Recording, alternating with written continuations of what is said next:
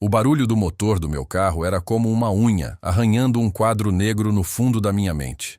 Não era alto, não era constante, mas estava lá, um zumbido agudo e intermitente que aparecia sempre que eu passava da terceira marcha. Por semanas, eu o ignorei, aumentando o volume do rádio, dizendo a mim mesmo que era apenas o carro envelhecendo. Tenho um Honda Civic 2018, meu orgulho e alegria. O primeiro carro decente que consegui comprar depois de anos trabalhando como freelancer em design gráfico. Ele não era apenas um meio de transporte. Era um símbolo.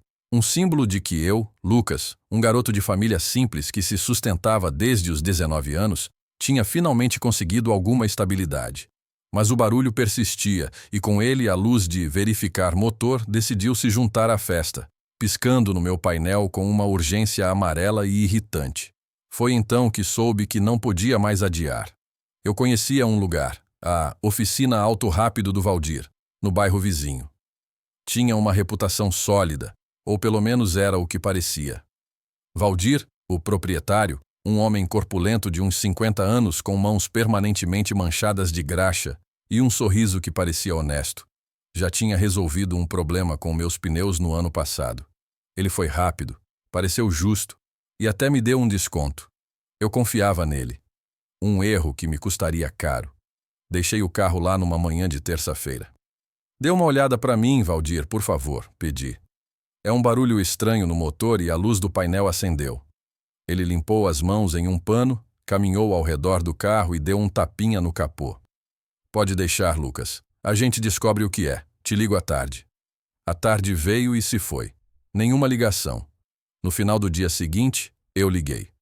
Ah, Lucas, que bom que ligou, disse ele com uma animação forçada. Rapaz, ainda bem que você trouxe o carro. O negócio aqui era sério. Senti meu estômago gelar. Sério? O que era? Olha, era um problema complexo. Começou ele, a voz assumindo um tom vago e técnico. Tivemos que mexer no sistema de injeção eletrônica, recalibrar os sensores de fase e rotação e substituir algumas válvulas que estavam prestes a pifar. Coisa grande. Mas sorte sua que eu peguei a tempo. Se isso estoura na estrada, o prejuízo ia ser feio.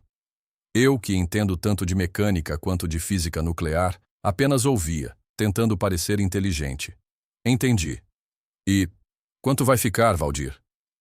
Houve uma pausa do outro lado da linha. Então, com as peças, mão de obra, tudo, ficou em R$ 5.000. 5.000 reais. As palavras ecoaram no meu cérebro. 5.000 dólares era o dinheiro que eu e minha noiva, Júlia, tínhamos guardado com tanto sacrifício para a entrada do nosso apartamento. Era cada centavo de nossas economias dos últimos 8 meses. 5.000? Gaguejei. Mas você não acha que deveria ter me ligado para aprovar um orçamento desse valor? Ah, Lucas, era uma emergência, ele disse, a simpatia em sua voz agora soando oleosa. Se eu parasse no meio do serviço para te ligar, ia atrasar tudo. E com a sua sorte, alguma outra coisa poderia quebrar.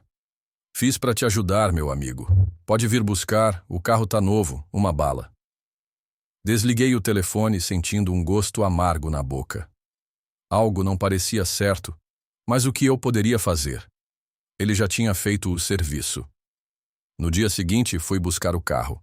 Paguei com meu cartão de crédito, dividindo em dolorosas 10 parcelas. Valdir me entregou as chaves com um sorriso largo. Resolvido, campeão. Qualquer coisa é só aparecer. Entrei no carro. O cheiro de graxa parecia impregnado no ar. Liguei o motor. Parecia igual. Dei uma volta no quarteirão. Passei da terceira marcha e lá estava ele, quase como um fantasma zombeteiro. O mesmo zumbido agudo, a mesma unha no quadro negro da minha alma.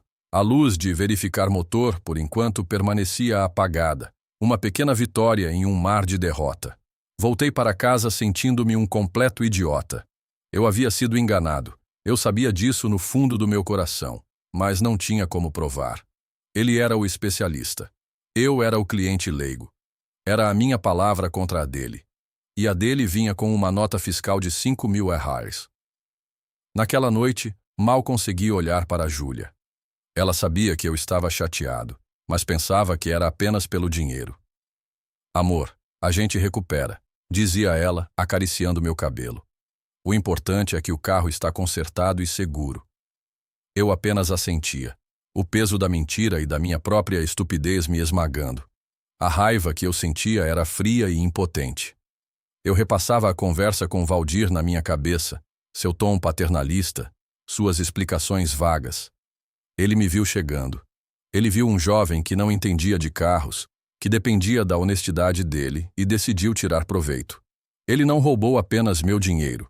Ele roubou minha confiança, me fez sentir pequeno e tolo. Eu não era um cara de brigas. Fui criado para trabalhar duro, ser honesto e evitar confrontos. Mas enquanto eu estava deitado na cama naquela noite, ouvindo o leve ronco de Júlia ao meu lado, uma semente de algo diferente começou a brotar em mim. Não era raiva quente, era uma determinação gelada. Valdir não sabia nada sobre mim. Ele não sabia nada sobre minha família. E mais importante, ele não sabia nada sobre o pai da Júlia. Júlia e eu estávamos juntos há 4 anos. Ela era a luz da minha vida. Uma arquiteta talentosa com uma risada que podia dissipar qualquer nuvem escura. A família dela me acolheu de braços abertos, especialmente a mãe dela, Dona Elvira, uma cozinheira fantástica que insistia em encher meu prato 2 vezes em todos os jantares de domingo. E havia o pai dela, seu Roberto. Seu Roberto era um homem de poucas palavras, alto, magro, com óculos de aros finos e um olhar que parecia ver através de você. Ele era o oposto do estereótipo do sogro barulhento e invasivo. Ele era quieto, observador e incrivelmente metódico. No início, sua quietude me intimidava. Eu me esforçava para puxar assunto, falava sobre meu trabalho, sobre futebol, sobre o tempo. Ele ouvia pacientemente, com acenos de cabeça ponderados, e respondia com frases curtas e precisas. Levei meses para entender que aquilo não era desinteresse, era eficiência. Ele não desperdiçava palavras. A profissão dele? Auditor fiscal da Receita Federal. Um leão, como diziam. E não qualquer auditor. Seu Roberto era uma lenda dentro da instituição. Júlia me contava histórias entre risos e admiração, sobre a reputação quase mítica do pai. Ele era conhecido por sua memória fotográfica para números e sua capacidade de encontrar uma agulha em um palheiro de documentos fiscais. Ele não era maldoso, mas era implacável com a desonestidade. Para ele, sonegar impostos ou fraudar o sistema não era apenas um crime. Era uma ofensa moral, uma quebra do contrato social que mantinha a sociedade funcionando. Papai não persegue os pequenos, Júlia me disse uma vez. Ele persegue os arrogantes, os que acham que são espertos demais para serem pegos. Eu tinha um enorme respeito por ele, e um saudável temor também. Nos jantares de família, eu sempre me certificava de que meus impostos de freelancer estavam em dia, minhas notas emitidas corretamente. Não que ele fosse me auditar, mas estar perto dele era como estar perto de um detector de mentiras humano. Você simplesmente sentia a necessidade de ser correto. O ponto de virada, o momento que transformou minha frustração impotente em um plano de ação, aconteceu no sábado, 3 dias depois de pegar o carro. Eu estava dirigindo para a casa dos meus sogros para o almoço de fim de semana, com Júlia ao meu lado. Estávamos na avenida principal. Acelerei para passar um ônibus e, ao engatar a 4ª marcha, o zumbido voltou, mais alto e mais insistente do que nunca. E então, como uma piada cósmica cruel, a luzinha amarela no painel piscou, piscou de novo e ficou acesa, firme, desafiadora. Júlia olhou para o painel e depois para mim. Lucas, o que é isso? Não era isso que o mecânico tinha consertado? Eu não respondi. Apenas apertei o volante com tanta força que meus nós dos dedos ficaram brancos. Aquele brilho amarelo era a prova, a confirmação final e inegável. Não era minha imaginação. Não era um novo problema. Era o mesmo maldito problema. Valdir não tinha feito absolutamente nada. Ou se fez, foi o equivalente a colocar um band-aid em uma artéria rompida e me cobrar por uma cirurgia de coração aberto. A humilhação inicial deu lugar a uma fúria cristalina. Ele não apenas me enganou, ele colocou nossa segurança em risco. E se o motor falhasse de verdade na estrada, como ele mesmo havia sugerido? Aquele homem não era apenas um ladrão, era um irresponsável perigoso. Vire à direita aqui, eu disse a Júlia, a voz saindo mais firme do que eu esperava. Mas a casa dos meus pais é para o outro lado, ela respondeu confusa. Eu sei, vamos fazer um pequeno desvio. Lembrei-me de outra oficina, uma indicada por um colega de trabalho há muito tempo. Oficina do Toninho. Era menor, menos chamativa, mas meu colega jurava pela honestidade do proprietário. Estacionei em frente e, para nossa sorte, Toninho, um homem mais velho e magro com um macacão impecavelmente limpo, estava na porta. Expliquei a situação, o barulho, a luz, a visita recente a outra oficina. Não mencionei o preço. Ele ouviu com atenção, fez algumas perguntas e disse: Deixa eu dar uma olhada rápida. Entra aí, toma um café. 20 minutos depois, ele voltou, limpando as mãos. Ele olhou para mim, depois para a nota fiscal da oficina do Valdir, que eu havia colocado no balcão. Meu amigo, disse ele, balançando a cabeça lentamente. Eu não sei que tipo de mágica eles fizeram aqui, mas não foi mecânica. Como assim? Perguntou Júlia. O problema é esse aqui, disse Toninho, mostrando-nos uma peça pequena, um sensor. É o sensor de fluxo de ar. Ele está com defeito e enviando informações erradas para o computador do carro, o que causa o barulho e acende a luz no painel. É um problema comum neste modelo. E o sistema de injeção? As válvulas? Perguntei, repetindo as palavras de Valdir. Toninho soltou uma risada curta e sem alegria. Seu sistema de injeção está perfeito. As válvulas estão como novas. Quem te disse isso te enganou feio. Ele pegou a nota fiscal. E te cobrou 5.000 por isso? Ele assobiou. A peça nova custa R$ 150. Com a mão de obra para trocar, eu te cobraria no máximo 250. E ainda te daria garantia. Lá estava, a arma fumegante, a prova concreta. Júlia olhou para mim, seus olhos cheios de choque e raiva em meu nome. Eu senti uma calma estranha tomar conta de mim. A raiva tinha se solidificado em um propósito. Eu tinha o laudo de Toninho. Eu tinha a nota superfaturada de Valdir. Agora, eu só precisava da ferramenta certa para desmontar o castelo de cartas daquele vigarista. E essa ferramenta estaria sentada à mesa do almoço em menos de 1 hora. Chegamos à casa dos meus sogros com meia hora de atraso. Dona Elvira nos recebeu com abraços e a promessa de uma lasanha que, segundo ela, resolveria qualquer problema do mundo. Eu queria que fosse tão simples. Durante o almoço tentei agir normalmente, mas a raiva fervia sob a superfície. Eu mal toquei na comida, empurrando a lasanha de um lado para o outro no prato. Júlia, percebendo meu estado, segurava minha mão por baixo da mesa. Foi seu Roberto quem finalmente quebrou o gelo. Ele terminou seu suco, limpou a boca com o guardanapo de pano, ajeitou os óculos e me encarou com aquele seu olhar analítico. Lucas, disse ele calmamente, a lasanha da Elvira não te agradou hoje ou há algo mais pesado no seu prato? Toda a sala ficou em silêncio. Dona Elvira olhou para ele, repreendendo-o com os olhos, mas a pergunta já estava no ar.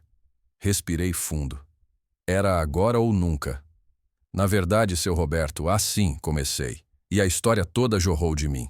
Falei sobre o barulho, a confiança em Valdir, a conta exorbitante de R$ 5.000, o carro quebrando novamente e a révela CRC-A. Ona oficina de Toninho. Coloquei as 2 notas fiscais lado a lado na mesa de jantar a de Valdir, com descrição a RSO. Esvagas como service a jarceus de ingc RSA, o eletromaranica IPC RSAs diversas. E a de Toninho, que eu pedi que ele fizesse, detalhando o diágnio, esticou corretor CRCamento DR 250. Dona Elvira ofegava, horrorizada. Que absurdo! Um roubo! Júlia apertava minha mão, seu rosto uma máscara de fúria silenciosa. Seu Roberto, no entanto, não demonstrou emoção. Ele pegou as 2 notas fiscais. Colocou seus óculos de leitura, que estavam pendurados no pescoço, e as examinou sob a luz. Ele leu cada linha, cada número. O silêncio era pesado. Depois de quase 1 minuto, que pareceu 1 hora, ele tirou os óculos e os dobrou cuidadosamente, colocando-os no bolso da camisa. Ele olhou para a nota de Valdir. Oficina Auto Rápido do Valdir. CNPJ, interessante. Seus olhos, antes calmos, agora tinham um brilho diferente. Um brilho frio, metódico, quase predatório. Era o olhar que Júlia havia descrito. O olhar de um caçador que acaba de encontrar um rastro fresco. Ele se virou para mim. Lucas, Este pagamento de R$ 5.000, você pagou em dinheiro, Pix ou cartão? Cartão de crédito, seu Roberto. Em 10 vezes, respondi. E ele te deu a nota fiscal na hora? Ou você teve que pedir? Ele me deu junto com as chaves, eu disse. Ele assentiu lentamente, como se estivesse montando um quebra-cabeça complexo na cabeça. Entendo. Ele se recostou na cadeira, juntou as pontas dos dedos e olhou para o teto por um instante, em pensamento profundo. Então, ele olhou para mim, e um sorriso quase imperceptível tocou seus lábios. Sabe, Lucas, minha agenda para amanhã está surpreendentemente livre. Acho que a região daquela oficina está precisando de uma visita de rotina da nossa equipe. Faz tempo que não verificamos os contribuintes daquela área. Ele pegou seu celular. Vou apenas fazer uma ligação e reorganizar algumas prioridades. Enquanto ele se afastava para a sala de estar, a voz baixa e precisa ecoando pelo corredor, eu senti um arrepio percorrer minha espinha. Não era medo. Era uma antecipação eletrizante. A justiça não viria na forma de uma discussão acalorada ou de um pneu furado. Viria na forma de um auditor fiscal quieto e metódico, armado com a lei e 5 anos de registros fiscais para verificar. Eu não precisava mais lutar. Eu tinha soltado o leão. Agora, era só sentar e assistir à caçada. Na manhã de segunda-feira, a curiosidade me venceu. Eu disse a Júlia que precisava ir ao centro resolver algo para um cliente, mas meu destino era outro. Estacionei meu carro, ainda com o zumbido irritante, a uma quadra da oficina Auto Rápido do Valdir. Sentei-me ali, com um café comprado na padaria da esquina e esperei. Às 9h07 aconteceu. 2 carros sedãs discretos de cor prata sem identificação visível estacionaram em frente à oficina. Deles, saíram 4 pessoas. 2 homens e 2 mulheres, todos vestidos com roupas sociais simples, mas que gritavam oficial. Um deles era seu Roberto. Ele carregava uma pasta de couro preta. Sua expressão era neutra, impenetrável. Observei enquanto eles entravam na oficina.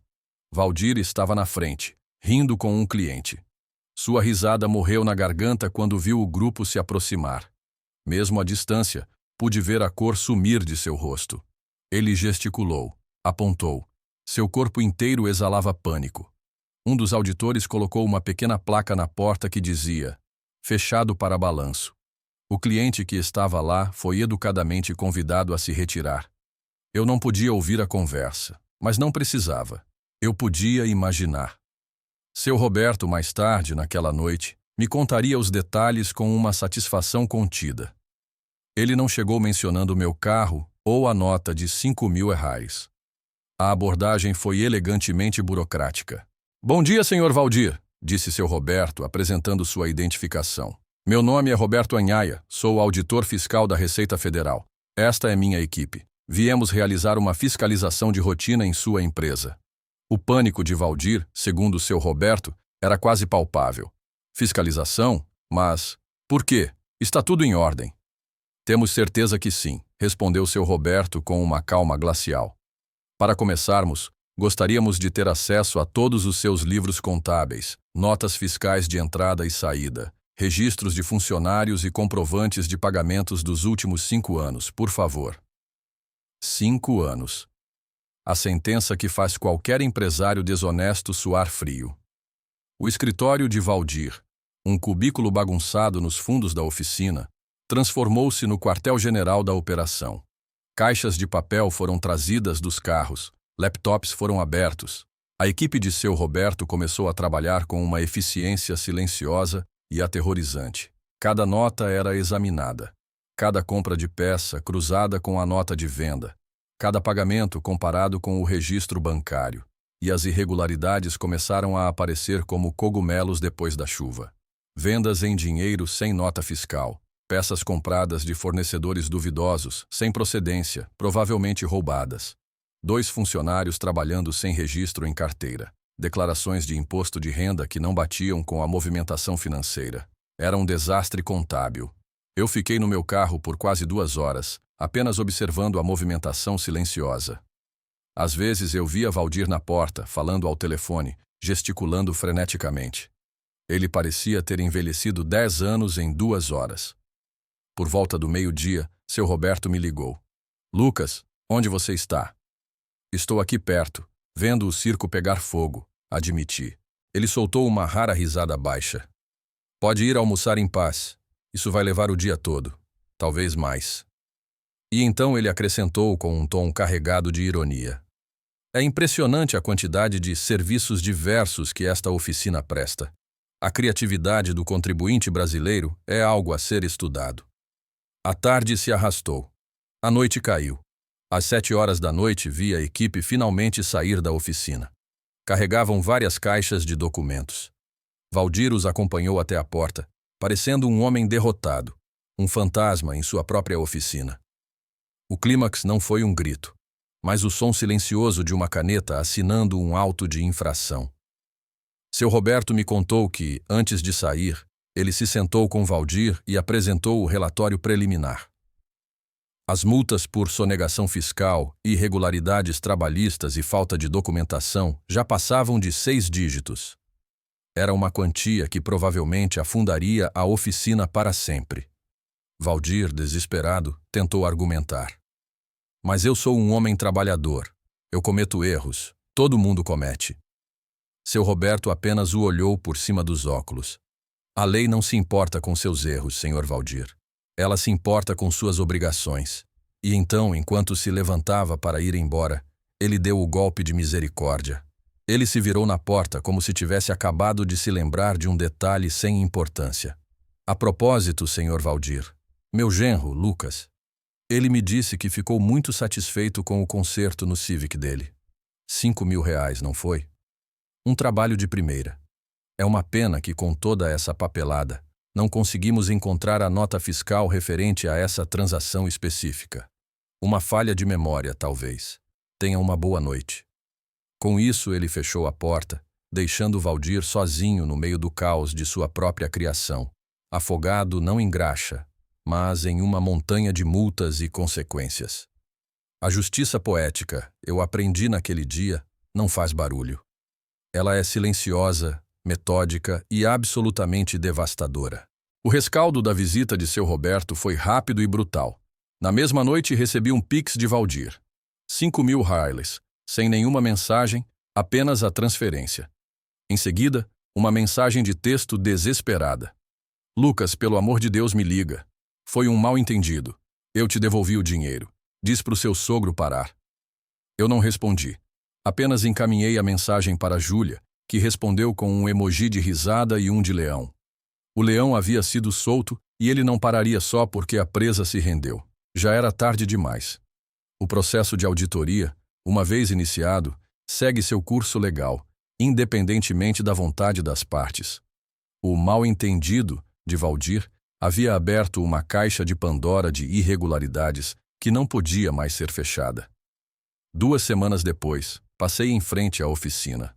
Uma grande placa de "Vende-se" estava pendurada na fachada, ao lado de outra, menor e mais humilhante, de "Fechado".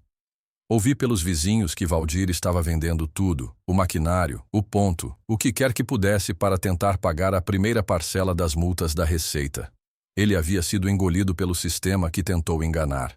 A sensação não era de alegria exultante, mas de uma profunda e limpa satisfação. Era a sensação de equilíbrio sendo restaurado no universo. Aquele vigarista não estava mais na rua, enganando outras pessoas que, como eu, não entendiam de mecânica e dependiam da boa-fé alheia. Naquele domingo, no almoço na casa dos meus sogros, o clima era leve. Levei o carro, agora consertado por Toninho por exatos 250 reais, funcionando perfeitamente, sem nenhum zumbido. Seu Roberto estava no seu lugar de sempre, quieto e observador. Durante a sobremesa, ele me olhou e disse: "Então, Lucas, o carro está bom?" "Está perfeito, seu Roberto. Obrigado", respondi. E nós dois sabíamos que não estávamos falando apenas do carro. Ele deu um pequeno sorriso e voltou a comer seu pudim. Naquele gesto simples, senti uma nova conexão se formar entre nós. Eu não era mais apenas o namorado da filha dele. Eu era alguém que, como ele, valorizava a integridade e a justiça. Ele não me ajudou por raiva ou vingança. Ele me ajudou porque viu uma injustiça clara e tinha as ferramentas para corrigi-la. Ele agiu não como um sogro protetor, mas como um cidadão cumprindo seu dever de forma espetacularmente pessoal. Aquela experiência me mudou. Eu, que sempre evitava conflitos, aprendi que há momentos em que você precisa se posicionar e que a melhor forma de lutar não é descendo ao nível do seu oponente, mas usando a inteligência e as regras do próprio sistema contra ele. Aprendi que a verdadeira força não está em gritar mais alto, mas em ter a razão, e um auditor fiscal como sogro do seu lado. Júlia e eu usamos os 5.000 arraiais devolvidos para finalmente dar a entrada no nosso apartamento. Cada vez que olho para a nossa casa nova, lembro-me daquela oficina empoeirada e do sorriso presunçoso de Valdir. Lembro-me da minha própria impotência e da calma aterrorizante de seu Roberto.